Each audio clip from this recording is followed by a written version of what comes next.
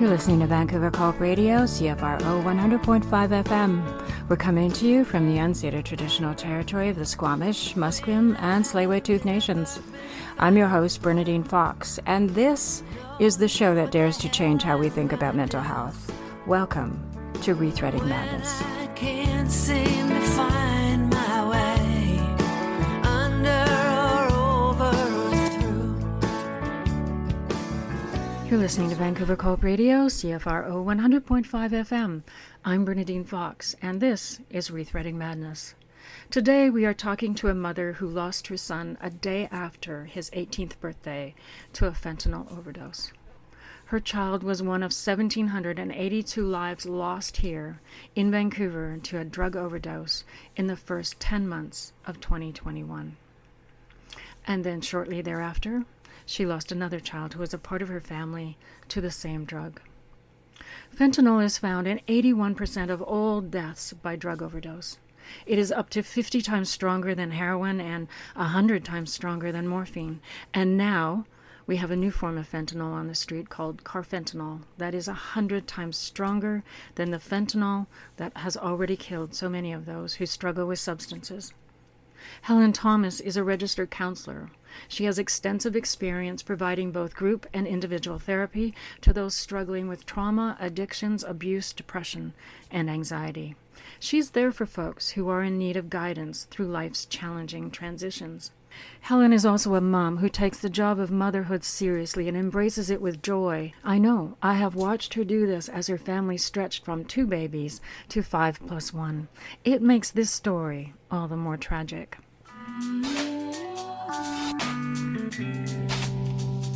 The Downtown East Side Women's Center has been helping self-identified women and their children for decades, but today, the DEWC needs your help. Due to the COVID-19 crisis, the center has had to cancel its annual in-person fundraisers, depriving the center of crucial financial resources. Services such as hot meals, clothing, showers, and secure mailboxes are now in jeopardy.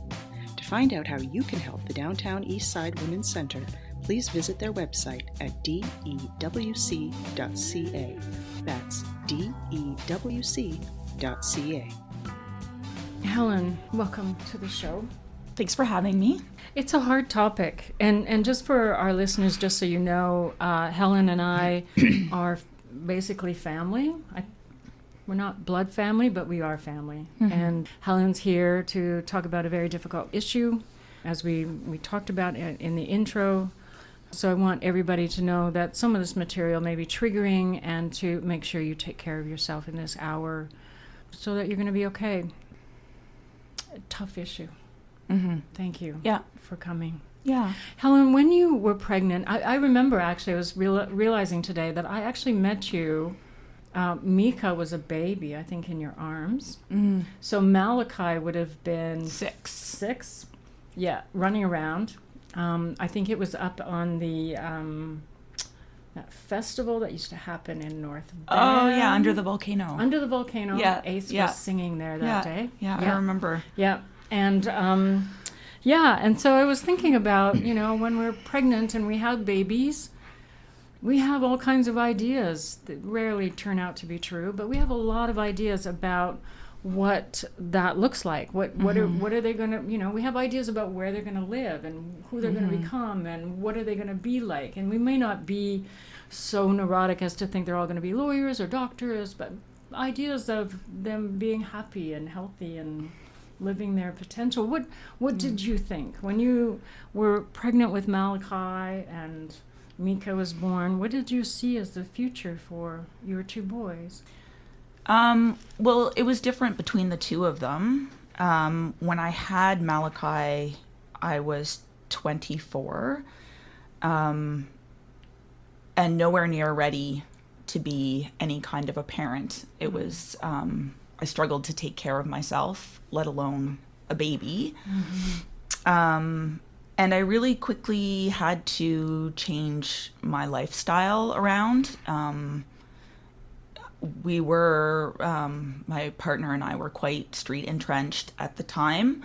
So there was substance use and a lot of homeless people around, that kind of thing. And when I got pregnant, I really wanted to keep him. My family offered to take the baby. My oldest sister offered to take the baby and raise him. And I really wanted to keep him, and I really wanted to raise him myself and have him be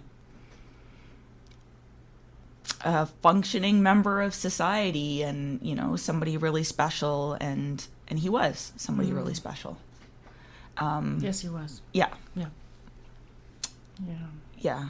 It just didn't turn out the way that I had intended. And that started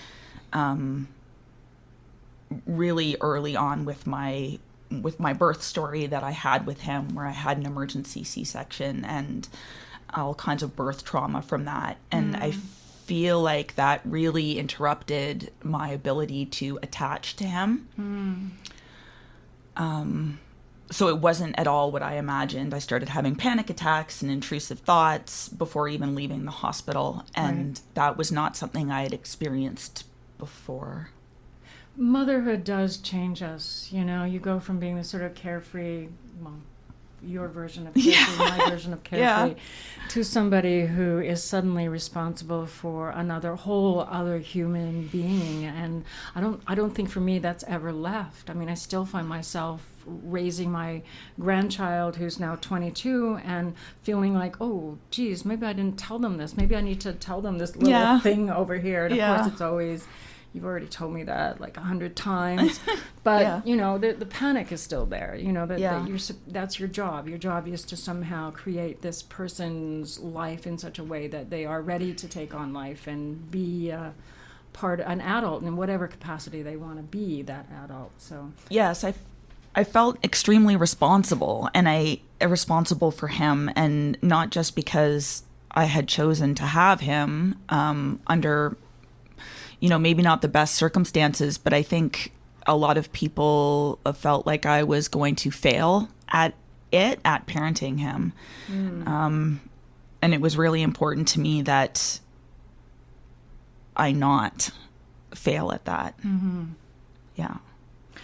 So he also experienced some trauma as a child. Yeah. And of course, we always look at that in terms of, you know, what happens in our kids' lives that is you know, pushes them in one direction or another. Do you feel that the trauma he experienced, do you want to describe that trauma? Sure. Yeah. I was actually thinking about it today that Malachy and I actually did the ACEs scale together at one point. Right. And just so people know, the ACEs scale is, you can describe it, you're a counselor. It's the Adverse Childhood Experiences Scale. So it's a measure of what children might experience as complex PTSD or complex trauma. Right. I can't remember all of them, but I know he had most, other than childhood sexual abuse and physical abuse. Right. So I think that tells you quite a bit about his childhood. But the biggest factor I feel like for him was that he witnessed a lot of domestic violence. And it shaped him, who he became. And I think also how he felt about himself as a man, which became problematic as he started to move towards adulthood. How do you think it impacted his idea of who he was as a man? What does that look like? Well, Malachy, he did the very best he could to not be like his biological father. He tried to separate himself as much as he could from somebody who might be violent with women particularly. And he became, I'm very proud of him for this, but I think it was sort of in the wrong context, but he became sort of a street vigilante. And anytime there was a young woman or somebody here on the downtown east side that was in distress, he would intervene in a way where he would sometimes get into physical altercations with other men. And he was just a boy. Yes. But it was really important to him that not play out in front of him again. But I also think that he learned very early on to dissociate. And I know he was taught at a very young age to lock himself in the bathroom when things started to get scary. I think that ability to sort of leave his body when things started to get dangerous was maybe replicated in his drug use. So do you think that when did he start using? He started when he was 14. That I know of. So I don't know everything that happened, but my understanding is that he started when he was 14, and he started with smoking weed and drinking alcohol. Yeah. I don't know. It's a hard thing to explain, I think, but because of where I came from and my concerns about Malachy's future, I felt like I purposefully inoculated him or attempted to inoculate him against addiction. So it was a conversation that we had from the time he could understand what I was saying to him. We had many, many friends that he saw deteriorate, that he saw die. And I was very straightforward. This is what happens with addiction, right? That it can happen to anybody, and you have to be really careful, especially when there's genetic potential. And I always kind of, I don't know, it hurts me in a weird way when I see the ads on TV that says talk to your kids about drugs, because it's not going to solve the issue. Yeah, I did that. Right. Probably maybe a little bit too much even. Well, as you know, my oldest child has a drug addiction. I have not lost her death-wise, but I certainly have lost her to those drugs. I raised the oldest grandchild, and I overcompensated and made her promise me every day as a little tiny tyke that she would not use drugs. Just promise me you won't use drugs. It was just too hard for me to imagine going through that again. And I mean, she doesn't, but I don't think my constantly saying, please promise me, did anything but annoy her, quite frankly. I don't think that, and I'm not an expert necessarily I'm just not an expert on drug addiction, but I don't think that we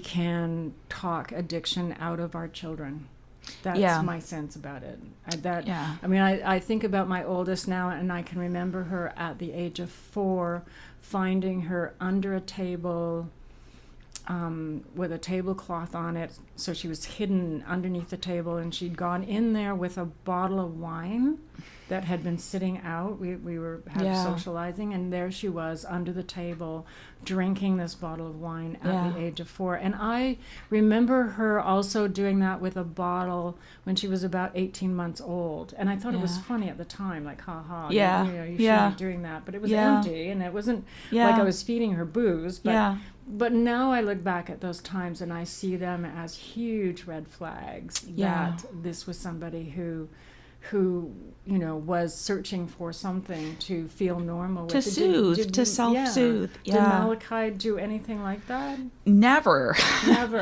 Never. And I, of course, this has made me call into question all my ideas about parenting, which has left me, somewhat lost, because I felt like, despite what Malachy and I had gone through, that I'd done a really good job with him. And I still feel that. I know that sounds maybe kind of strange because he's not with us anymore, but I felt like, and my philosophy was that if I set this foundation of attachment with him, that he and I stay close, our relationship stay close, that he'd be okay. And when he turned about 13, 14, I kind of turned him loose into the community and into his life. And I regret that now, but I had so much confidence that he wasn't going to end up where he ended up. Yeah. So it came as a real shock to me when things started to happen, when hospitals started to call or the police started to show up at the door. I was just, what is happening here?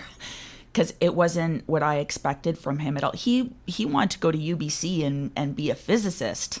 Wow. Yeah. I did not know that about Malachy. Yeah, Wow. so he had a nickname, Quanti, which was short for Quantum, and I called him that until the day he died. I called him Quanti. I just think that as parents, we're not as powerful as we have been led to believe. Yes, absolutely. And, that we can do the best we can and try and keep our children as safe as possible. And drugs are made to be addictive. That's how they make them. They make them increaseingly to be more addictive, faster addictive, all of those things. And I think that part of it isn't given enough airtime around addiction, that we tend to think that it's all about trauma and abuse of children, and they grow up and use drugs to get away. And I think that that's a part of it, but there's this other part of it that I think is huge, and that is that it's a business, and drug dealers make drugs to be addictive. And and I think there's also sort of a culture of addiction that is attractive to young people. And Malachy and I talked about this so many times I can't even tell you, but when he was young and started getting into drugs, he started shifting his interests from we were primarily a punk rock metal family into more rap hip hop culture. And I see now, with the kids I'm still raising, and my oldest daughter likes these rappers as well, and they're dying one after the other of their addiction. But a lot of the music talks about drugs that I had never even really contemplated using, like drinking codeine with pop. And oh my God, I feel very old at the moment. That was one of the first things that the hospital called me, because that's what Malachy had taken, and the hospital didn't even know what it was. She handed me the bottle. I took a picture of it and sent it to a friend, and he said, "This is liquid codeine. They mix it with 7-Up. The rappers do this commonly. They call it lean." I can hear Malachy laughing at me in my head, like, that's so lame. But and like Xanax, bars of Xanax, it's part of the culture. Wow. And of course, Malachy and I have had many, many conversations about oppression and genocide, and who's actually pulling the strings with these artists. Right. And they're all dying one after the other. One just died recently. Yes, that's right. Yeah, but it has been, I know there's like Little Peep and Little this and Little that or whatever, but I mean, it's genocide, and Malachy and I talked about that a lot, and I know he internalized it because his counselor told me that he told her about that, which was a conversation Malachy and I had. So here you have this boy, you have all these hopes and dreams. He's going to become a physicist, and then suddenly around 13, 14, did you say, he's starting to use more and more drugs, and you're hearing more and more from hospitals and police. Because why? Because he was getting into trouble? Was he ODing or? He was, the first time the hospital called me, he had tried to jump in front of the SkyTrain.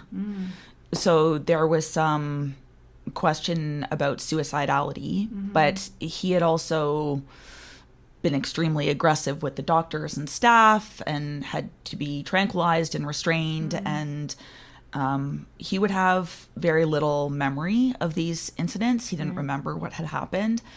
So that was the first one. And I very quickly learned that I wasn't getting any help from anybody. Ouch. Okay, we're going to come right back, folks, but don't go away. I want to know more about what that means, that nobody's helping. Hi everyone, this is Bernadine Fox from Rethreading Madness, that airs on Vancouver Co-op Radio every Tuesday at 5 p.m. Vancouver Co-op Radio, CFRO 100.5 FM, is a unique non-profit community radio station and podcast recording studio that provides a voice for those underrepresented in the mainstream media. They provide the airwaves for Rethreading Madness to examine mental health from individual and important perspectives. They do so with donations from folks like you. If you have appreciated Rethreading Madness and are able to donate, you can do so in 3 ways. With a credit card, you can visit www.coopradio.org.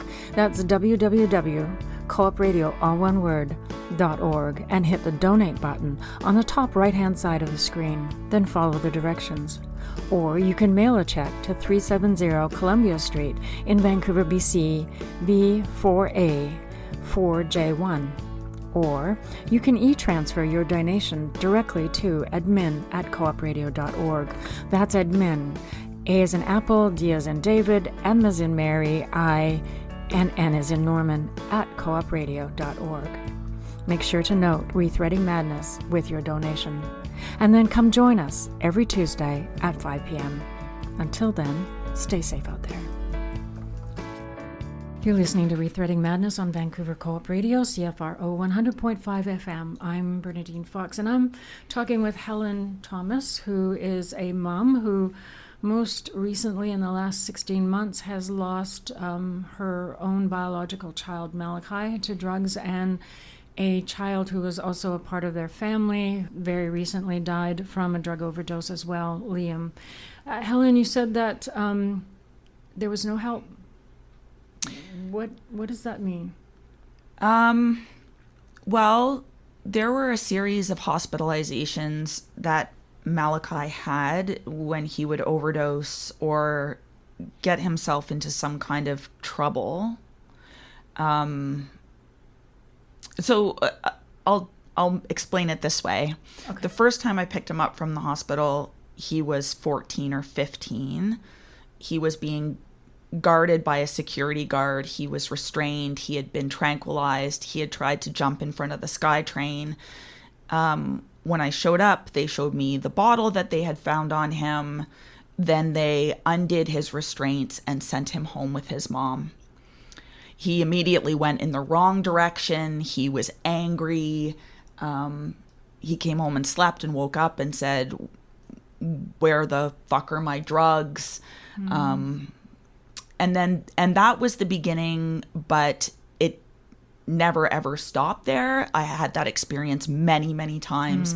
He once punched his way out of Children's Hospital, punching the glass, punching the walls as he left. This is after he's been discharged? After he's been really discharged. Mad. Yeah. So as soon That's as... actually very common. Yeah, but as soon as I would arrive, they would release him to me. And it was very hard for me to know what to do next, especially since I had other children at home that were young.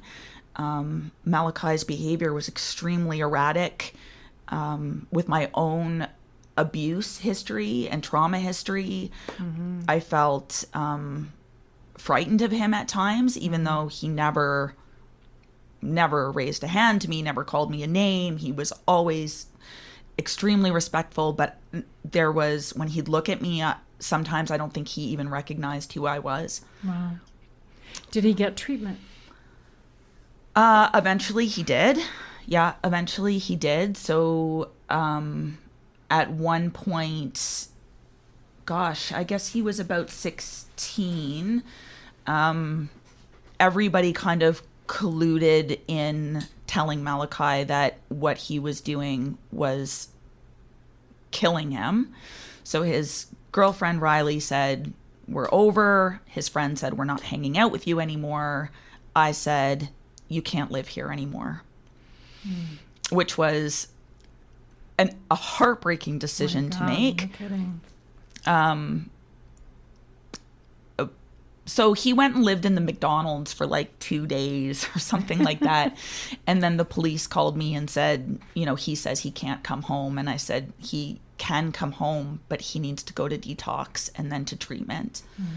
And that took 2 tries through detox. And then he finally went to treatment, and he did exceptionally well there. And is it easy to get into detox quickly? Because I keep hearing that it's hard, and then they get out of detox, and then they have to stay clean until they get to treatment, and that's this sort of... There was a gap. Starts falling apart. That's exactly right. There was a gap between detox and treatment, which was... It took a lot of fortitude on his part, because there were... I don't know. It wasn't that long. It was only a few days, but still Malachy was very vulnerable. But yeah, he did a 10-week residential treatment program. He did extremely well there. He managed to catch up in high school on what he had missed, because of course he had been bounced from one school to another. Right.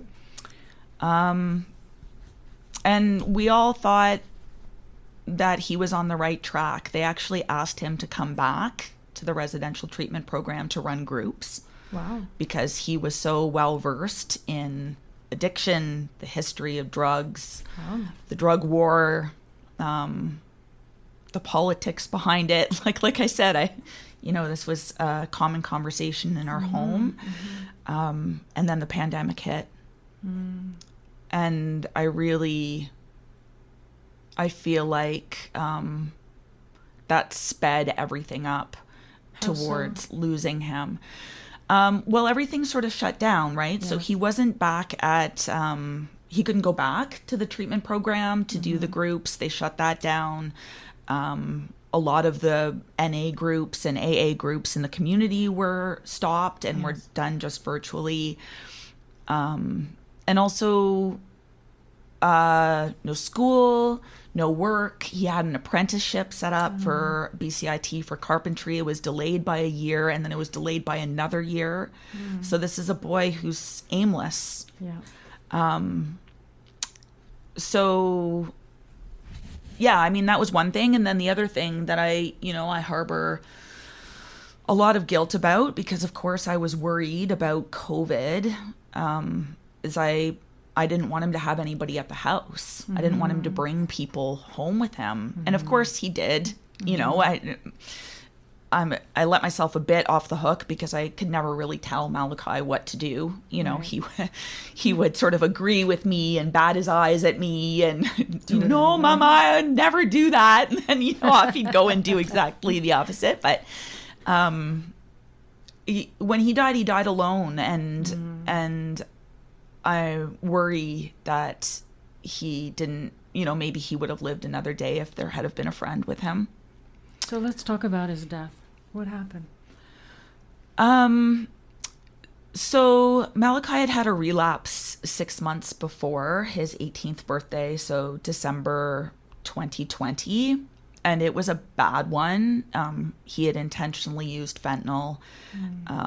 Fortunately, an old friend who he had done martial arts with for 10 years, the 10 years he did martial arts, was with him, and managed to do CPR until the ambulance came, and they naloxoned him several times and put him on the ventilator to breathe for him. I got there because this friend called my daughter, and by the time I got there, Malachy was on his feet and angry. I didn't overdose. What are you doing here? I hear that's very common. Yeah, I know how to handle my drugs. And from what I understood, he hadn't been using before then. Since treatment and that relapse. But like I said, I don't really know. But we thought that we convinced him to go to the hospital with the ambulance, and then my daughter and I came around the corner and she starts yelling, he's up, he's leaving. So he fled from the ambulance. And I guess now there's a policy amongst the police that they have to go and get somebody who's under 18 who's overdosed, because of course the naloxone wears off. He would overdose again and die in an alley. So they arrested him. They took him to the hospital. I will never forget this moment that he sat in this plastic chair with the police around him, in handcuffs, and looked at me and mouthed, "I'm sorry, Mama." Yeah. But again, they released him. And no follow-up. Nothing. He was 17 years old. And I believe, because there had been so many overdoses prior to the final one, I was told by the coroner that there was probably heart damage, and I believe that. But I just wish that somebody had have told me that. Like, I don't know how much it would have changed, but maybe I would have been more on top of him. I did not know that overdosing does cause heart damage. It kind of makes sense. Your heart stops. Yeah. And then the 6 months after that, I thought, because that's, I guess, what I wanted to believe, that he was doing really well. Like, he was up and at them in the morning and out all day. And I knew he was selling drugs because a friend of mine who worked at the Carnegie said, just a heads up, but your kid's on the front steps of the Carnegie every day. So Does that mean he's selling? That he's on the steps? Well, I guess that meant he was up to something. Right. But that's what he was doing. And the only way I found out that that's what he was doing, because of course well, there were two ways I found out. One is that our neighbors have video cameras in our alley and said, you have a drug dealer in your house. Wow. Oh my God. Which made me extremely concerned for the smaller children and their safety, and Malachy's safety and our safety. And then he sold, well, his friend's father called me and said, my son overdosed. He's in the hospital. They don't know if there's going to be brain damage. Ouch. And I thought he called me just as sort of support because they were friends.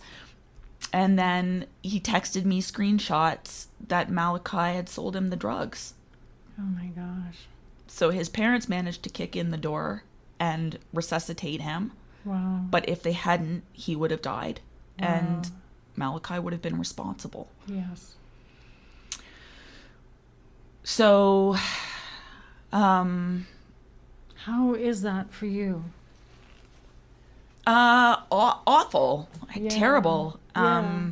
Because I think, I mean, my understanding of selling drugs now is a little bit different. I've shifted my perspective slightly, but when we were growing up, and what I taught Malachy is that drug dealers are bad people. They're not good people. They're trying to, some of them, most of them are probably trying to meet their own demand for supply. Yep.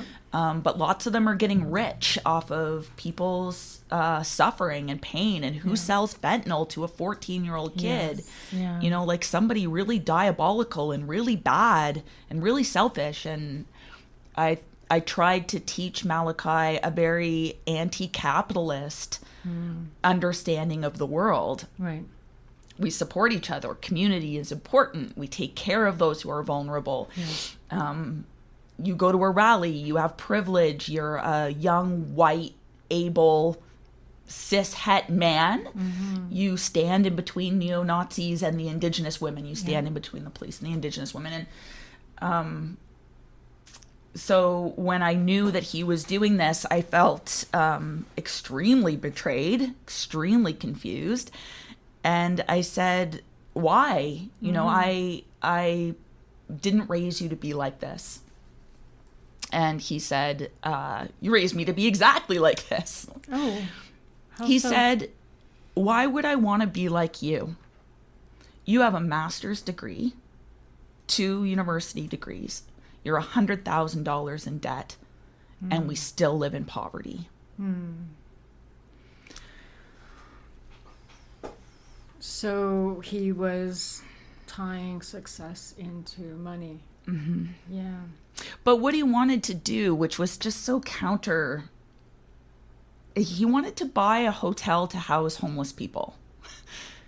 So that's what he was saving his money for, was to buy a hotel to provide housing for people on the downtown east side who didn't have a place to go. And I think that was a big part of the appeal of selling drugs and what he was doing. And I was told by a variety of different people that he would have a lineup of people waiting, not just because they wanted to buy from him, but because they wanted to talk to him, because he would sit and listen to their stories. Wow. And he would come home at night and say, Mama, can you make me some tea? I'd make him some tea, and he'd tell me the stories of the people on the downtown east side and how important they were to him, and how surprised he was by their inability to see their own worth.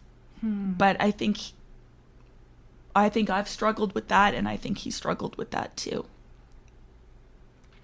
I think it's hard to come out of a childhood that has any kind of trauma in it because and see your own self-worth. I think we all struggle with that just because we're taught that if something bad happens to you, it's because you're bad. Of course. That's it. Of course. Bottom line. Yeah. Or if there's something wrong with your parents, right? It's too scary to think my parents maybe can't take care of me. It's not what's wrong with them. It's what's wrong. It must be something about me as the child, because to think, it's life or death when you're a little tiny nervous system, right? It's true. That is true. We just need to take a little break, but we're going to come back and we're going to talk a little bit more about what happens when you lose a child to drugs. So don't go away, folks. It's estimated that 1 in 2 Canadians will be diagnosed with cancer in their lifetime. For many, the physical, emotional, and financial burdens are heavy. The Volunteer Cancer Drivers Society ensures they never have to worry about a ride to and from treatment, offering safe, reliable, and free transportation for all patients. Now they're expanding their service across the mainland, and they need more volunteer drivers to join their fleet. If you have a vehicle, a valid driver's license with at least 5 years of experience, and a passion for helping those in need, the Volunteer Cancer Drivers Society would love to have you. Visit volunteercancerdrivers.ca to learn more. You're listening to Rethreading Madness on Vancouver Co-op Radio, CFRO 100.5 FM. I'm sitting down chatting with Helen Thomas about her experience of having a child who is addicted to drugs and losing that child to those drugs. So Malachy, as much as I've known Malachy for a while, I did not know these things about Malachy. It gives me a whole different perspective on who he was. By the time I came along, he was, I think he was probably 12 or 13, and really not into hanging out with old people. Yeah. So I didn't know these stories about Malachy, and I'm really appreciate knowing them. Thank you for telling me. Yeah. So Malachy has been gone for 16 months, and you just lost another child to drugs. Yeah. What happens to a parent at this point? Like, I know you're questioning your ability to parent, and I do know from looking at you and looking at what you have been to the children in your family who are part of my family, it has been a godsend. So anytime you need to know you're a good parent, thank you. Just come and ask me. So, but what does it do to you? And I don't ask this out of some sort of nasty, I know. voyeurism, but I think there are so many of us that have lost a child to drugs. Yeah, I feel like, I feel like I've been fighting a war. And that was the addiction, and I've lost that war. And I feel somewhat like I don't know, it might sound like hyperbole, I guess, but I just feel like I've been eviscerated. I don't know how else to describe it, and I'm just trying to walk around holding my organs back in some semblance of functioning. You actually said that the day Malachy died. Did I? Yeah, that's what you said. I don't remember that. Yeah. I don't remember much from that time. I remember staring at the wall for hours and hours and hours. I remember very early morning panic attacks. I remember grief dreams of searching, like that, that feeling when you lose your kid in the store and there's this panic. Yes. Like that, but not finding them again. And I think I've had some pretty dark times where I felt like I wanted to die. I didn't want to go on living without him. and didn't know how to go on living without him. Felt like maybe my other kids were better off without me if this was my best. My best as a parent, and I couldn't help him. I couldn't save him. And then you throw into that being a therapist, right? Like, one of the flowers I got when Malachy died was from a family who I've seen all of their daughters, all their girls. And she said in the note, you saved my kids. And I just thought, why couldn't I do that for this like most precious person to me? And I think, you know, like, it was probably a lot of pressure on Malachy too, that he was like, I saw him as this sort of culmination of everything good about me. Everything good that I had achieved in my life was like walking around in the world. And I just kept on seeing over and over and over again in him the parts of me that I hadn't healed. The first time he was arrested, he was sitting on the curb in handcuffs wearing my hoodie. Oh my. And I just sort of shocked. Right. Like, yeah, just such a bizarre experience. But yeah, and then I really, it's been really, really perplexing to me how I can physically go on living, like how my heart didn't stop beating at the same time that his did. It just, to me, blows my mind how we could, I carried him in my womb, you know, like. There's actually a scientific paper out that says that you don't just carry babies in your womb, but as they are there, their cells slough off and that they become a part of you. And they repair heart damage. Yes.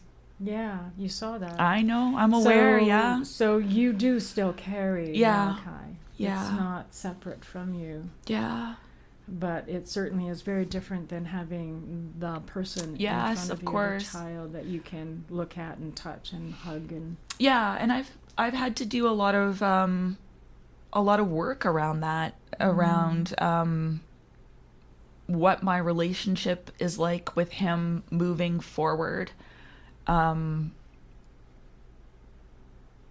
It's been really complicated. And I've been really angry at him, at the system, at our government, at his father, at a lot of things. And I'll just tell you, I mean, of course you know this, but Malachy died the day after his 18th birthday. So he had gone out on the night of his 18th birthday, and I was angry because he was sick. And I didn't, again, with the COVID, I didn't want him out gallivanting around. I was also sick. I felt very pressed in bed by a fever. And he texted me very early in the morning, maybe 3 or 4 in the morning, and said that he was out graffitiing and would be home soon. And I had a really bad feeling that things weren't okay in his room. And I remember thinking to myself, I just want one more evening where things are normal. And then I went down to his room and he was dead in his bed, in his pajamas. Wow. I can't even imagine finding a child in their bed where they're supposed to be safe. Yeah. In your home that you've created to protect and house and nurture them. I can't unhear my own screaming. Yeah. For him. But at the same time, I had this sense that his body was just like this coat that he had taken off and left on the floor. And I kind of wondered for a long time, like, where did you go? I will still sometimes say, Malachy, please come home, as I'm going to sleep at night. Because he always came home, Bernie. unless something really bad happened, he always came home. Right. And he loved us, and he loved his siblings, and How are they doing? well, it's been a lot, and now we've lost Liam, so that's 2 siblings for them in 16 months. And there's been other people around you that have also died Yeah. for various reasons. Yeah. So there's been a lot in Yeah. your life and your kids' lives right now. Yeah, a lot. Yeah. And I don't know. I mean, everybody's getting a variety of different professional help. But I just, I wish that people who don't understand addiction and don't understand the notions of harm reduction or safe supply could understand that we're not just trying to save the addicted person, but that this has generational impact. Yes. So not just Malachy, not just Liam, but the rest of my children and their children and their children are going to be impacted by these losses. Yeah. And the cost of it, It's huge. the professional services that we are all going to need for the rest of our lives to be able to cope with this trauma, it would so much better be spent, right? Dealing with the original issue or the original trauma or Do you think they know how to deal with drug addiction? Like No, my I sense don't. is that they don't know how to fix it. No, I don't think so. But I think, I mean, I have some ideas of what would help. And I know that it's not an overnight solution, and everybody's different. People come to addiction for a variety of different reasons, and people recover for other reasons, and others die, right? But I think that there's a much more compassionate approach. So are you saying that harm reduction is not compassionate or needs to be fleshed out more so that it has more compassion in it? Yeah, I think that a combination of things need to happen. So there's there's a quote, I think, about Desmond Tutu quote, and I don't know if I'm saying it right, but he says, basically we need to stop fishing people out from the bottom of the river and figure out why they're falling in the first place. And I think that that's extremely important. And, I think about critical points in Malachy's life where an intervention or where things could have been different that might have helped, Right. Because of displacement in trying to live in Vancouver. And I was trying very hard to keep them connected with a sense of community. We moved 6 times in 5 years. Sometimes we didn't have heat. We had a raccoon crash in through our ceiling once. Yikes. Yeah, like all kinds of really difficult things that we know can be traumatic for a child, let alone the domestic violence that he witnessed, the addiction that was around him, those losses, and then when he became involved with the criminal justice system, there was he was abused by the police. And I think that was another critical point where things could have been different for him. Yeah, it's a very huge betrayal for kids for people to be abused by the police. It's a huge betrayal. Yeah. And so I think a combination of things. I think harm reduction is definitely a step in the right direction. I also truly believe in a safe supply. I'll tell a really quick story. Sure. That my husband was very ill a few weeks ago, and This is not your husband who is Malachy's father. this is somebody else. This is my husband now. Ben was very ill and in pain and vomiting and pain, abdominal pain, and on his hands and knees. And the ambulance, it was an hour and a half since I had called the ambulance and they still weren't coming. And I thought, if I had some morphine, I would give it to this man to relieve his suffering. And I think anybody compassionate would, but the thing is that we can't see trauma in the same way that we can see a physical ailment. That's right. When we you don't. see people at Crab Yeah. Park, it's like if their arms and legs were broken and or they were bleeding, and sometimes they are, of course, we would feel compelled to provide pain relief. Yes. And so I really believe that people need to survive from one day to the next. You can't recover if you're dead. No. You can't get help if you're dead. And the opportunity to have a safe supply. I mean, I know it's kind of a radical idea, but there's some great groups in the downtown east side doing a lot of work around this. To be able to go into a pharmacy and get your drug of choice that has been tested, is safe and is, geared towards income. If you're making a lot of money and you have a cocaine problem. Just like pharmacare is. Exactly. Yeah. Exactly. It's compassionate care. And then you take care of a lot of other things, crime, violence. We definitely need more mental health services. I, as a therapist, have taken my clients myself to the emergency room because I had concerns about their safety, and they have been sent home. Ugh.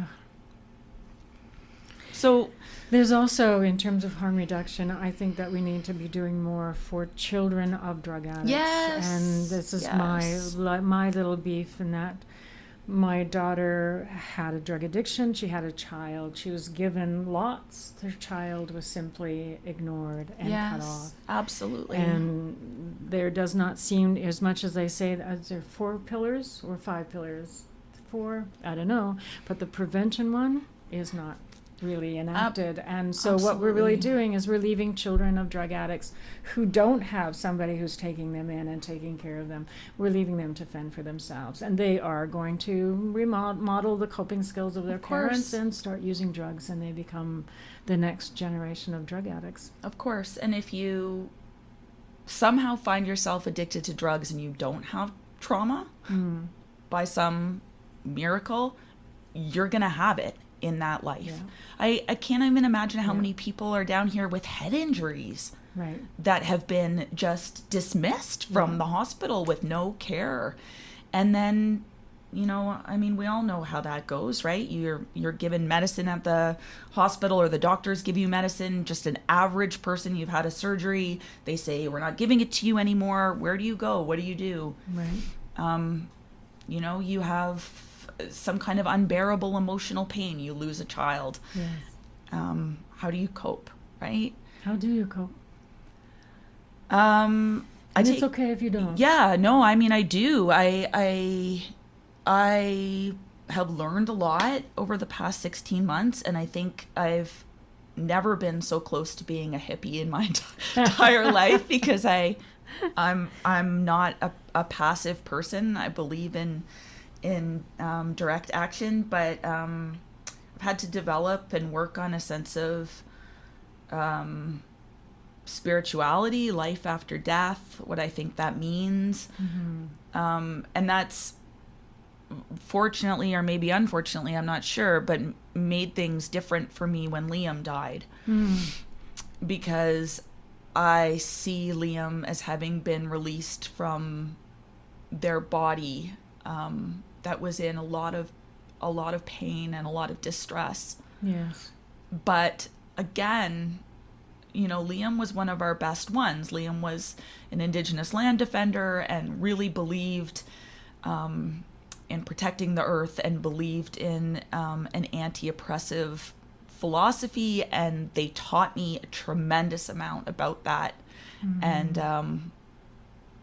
I'll never forget Liam looking at me and saying, "Weaponize your privilege." Yes. It It's really- a very, very important thing to do. It really, really I meant like that phrase. a Thank you, lot to Liam. me. Yeah. Yes. But I can't help but think that this is sort of being allowed to happen, right?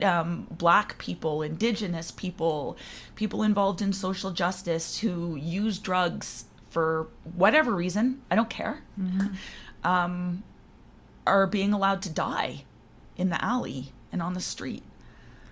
Do you think maybe that's because we have to stop very soon here? Yeah. So this is probably the wrong question to ask at the end of the interview. But do you think it's partially because they don't know how to help? I would like to think that. I think that there's I think in general, people don't have an understanding of addiction. They don't have an understanding of trauma. And this, goes back forever about the whole, pull yourself up by the bootstraps expression, right? Which was kind of ironic now because you actually can't. No, especially if you don't have boots. Yeah, exactly. Yeah, so I think there has to be a real turning of the tide in how educated the general public is, and I think Gabor Mate is a good example of this, of what the work that he's done to inform people and have them understand what this means and how we can intervene in an early way. But the whole system that we're in a colonized community. This is a colonized system, and there's capitalism and patriarchy and racism and ableism and all kinds of other things going on that directly impact the lives of addicts. Yes, and leave them to die. Yes, we have to stop here. I'm so sorry, Helen. No, But thank you so much for coming in and chatting with me about this very important topic. Thank you for having me. I just want to say on a last note that for me and I'm sure for other people who have lost their children, sometimes people don't want to talk about it or don't want to bring it up. There's not 1 second of 1 minute of one day that I am not aware that I've lost these children. Yes. Nobody can remind me of it. Yeah. So let's talk about it. Yeah. Well, I'm glad you're here doing that. I'm going to hug you. Okay.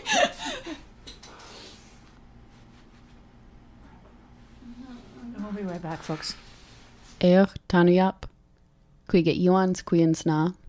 Hi everybody, my name is Kuiget Yuans. I'm a member of the Squamish Nation and the Yagalanis clan of the Haida Nation. You're listening to Co-op Radio, CFRO 100.5 FM. We live, work, play, and broadcast from the traditional, ancestral, and unceded territories of the Musqueam, Squamish, and Tsleil-Waututh Nations. You're listening to Vancouver Co-op Radio, CFRO 100.5 FM. I'm Bernadine Fox, and you've been listening to Rethreading Madness. For a parent, losing a child is devastating. From the moment they are born, they are a part of you. They have changed your world. All things now start with thinking of that child. They're done in support of raising that child, and any plans you make are done with a view to what is best for that child. By the time they are 18, as Malachy was, their removal from one's life leaves a gaping hole that cannot be filled by anything, not an activity, not another child, not work. This hole, as Helen so aptly described, is never-ending with no defined edges.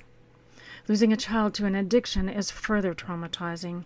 We are told that we are to protect our children, but protecting them from something so easily available to them in a society that has literally no safeguards or programs to assist them or you in this huge role is a recipe for disaster.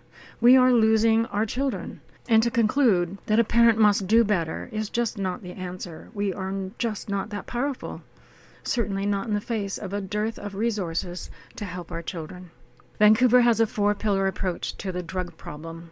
They are harm reduction, prevention, treatment, and enforcement. The pillar I mentioned previously was prevention. Once upon a time, it was described as basically preventing drug use from happening. As it is now described, it is preventing harm, which seems to overlap with another pillar, harm reduction. Preventing children from using doesn't seem to appear in the 4-pillar roster of activities, and statistically, our children are first offered illegal drugs between the ages of 8 and 11. Without providing support for our children, in my opinion, we are simply creating the next generation of drug addicts to fill the current harm reduction and treatment programs. It is a scary scenario to think about. Now, I'm not an expert, and if I'm wrong in how I have described this situation from my layman's perspective, I would be happy to have my statements contradicted. Call or write me, fill me in.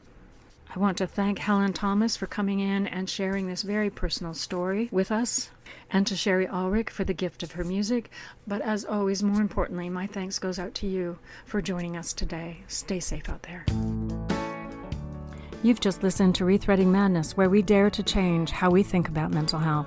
We air live on Vancouver Co-op Radio, CFRO 100.5 FM, every Tuesday at 5 p.m. or online at coopradio.org. If you have questions or feedback about this program, or want to share your story, or have something to say to us, we want to hear from you. You can reach us by email, rethreadingmadness@coopradio.org. This is Bernadine Fox. We'll be back next week. Until then.